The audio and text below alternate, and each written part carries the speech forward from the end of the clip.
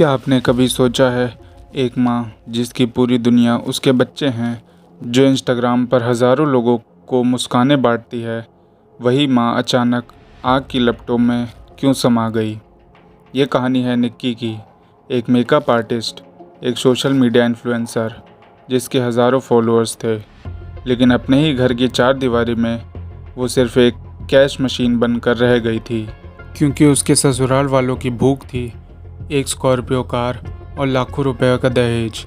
और इसी ख्वाहिश ने 21 अगस्त की रात निक्की की हंसती खिलखिलाती ज़िंदगी को हमेशा के लिए खामोश कर दिया। लेकिन सबसे बड़ा सवाल ये है, क्या ये सिर्फ एक हादसा था या फिर एक खतरनाक साजिश, जिसका सच निक्की के 6 साल के बेटे ने अपनी आंखों से देखा।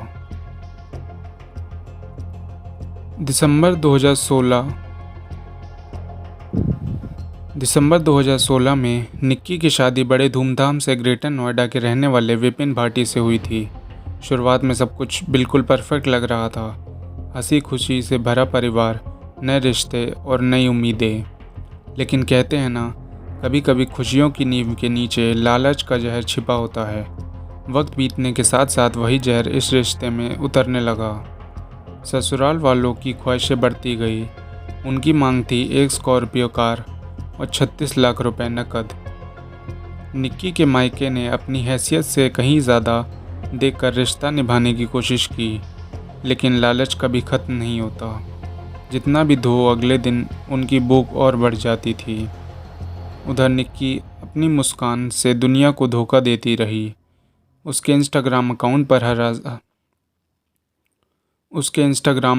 पर हज़ारों लोग उसकी खूबसूरती, मेकअप ट्यूटोरियल्स और हंसते हुए वीडियोस देखकर सोचते थे कि ये लड़की कितनी खुश है। लेकिन वो मुस्कान सिर्फ एक नकाब था। उस नकाब के पीछे छुपा था दर्द, अपमान और रोज़ रोज़ जलने की टीस। एक ऐसा दर्द जिसे निक्की अपने कैमरे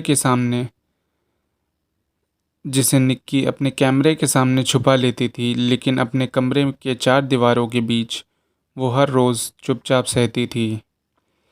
21 अगस्त की वो काली रात, ग्रेटर नोएडा के सिरसा गांव में निक्की का घर, जहां आम दिनों में बच्चों की किलकारियाँ गूंजती थी, उस रात वहां से सिर्फ चीख सुनाई दे रही थी। घर की दीवारें उस दर्द की गवाह बन गई जब निक्की को पहली बेरहमी से पीटा गया। इतनी बेरहमी से कि उसके शरीर पर हर वार, हर चोट उसकी आत्मा तक को घायल कर रहा था। इतना ही नहीं, उसकी मासूम छोटी बेटी को भी चुप कराने के लिए पीटा गया, क्योंकि अगर वो कुछ देखेगी तो बोल भी सकती है और सच्चाई बाहर आ सकती है। लेकिन इस कहानी का सबसे दर्दनाक गवाह निक्की का 6 साल का बेटा बना। एक मासूम जिसे इस वक्त अपने खिलौनों के साथ खेलना चाहिए था। उसने अपनी माँ को आखिरी बार जिंदा जलते हुए देखा। उस मासूम ने कांपती आवाज़ में बताया, उन्होंने माँ पर कोई तरल पदार्थ डाला, माँ को थप्पड़ मारा और फिर लाइटर जलाकर माँ को आग के हवाले कर दिया। सोचिए, एक 6 साल का बच्चा जिसकी ज़िंदगी का सबसे बड़ा डर शायद अंधेरा नहीं होना चाहिए था, वो कहीं अपनी आंखों के सामने अपनी माँ को आग की लपटों में जलते देख रहा था। और जब वो मासूम ये बातें बताता है तो आज भी सुनने वालों की रूह कांप जाती है। आग की लपटों से बुरी तरह झुलसी निक्की को पड़ोसी दौड़ते हुए बाहर लाए। हर कोई घबराहट और सदमे में था। चीख पुकार के बीच किसी ने ऑटो बुलाया तो किसी ने गाड़ी रोककर मदद मांगी। उसे तुरंत फोर्टिस अस्पताल नोएडा ले जाया गया। डॉक्टर्स ने जब उसकी हालत देखी तो साफ कह दिया, मरीज की हालत बेहद नाजुक है।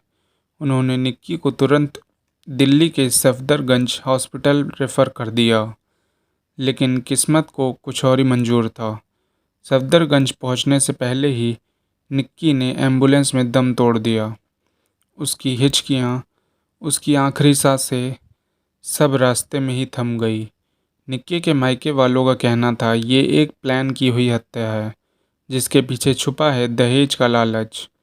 वही ससुराल वाले हर कोशिश कर रहे थे कि ये सच कभी बाहर ना आए।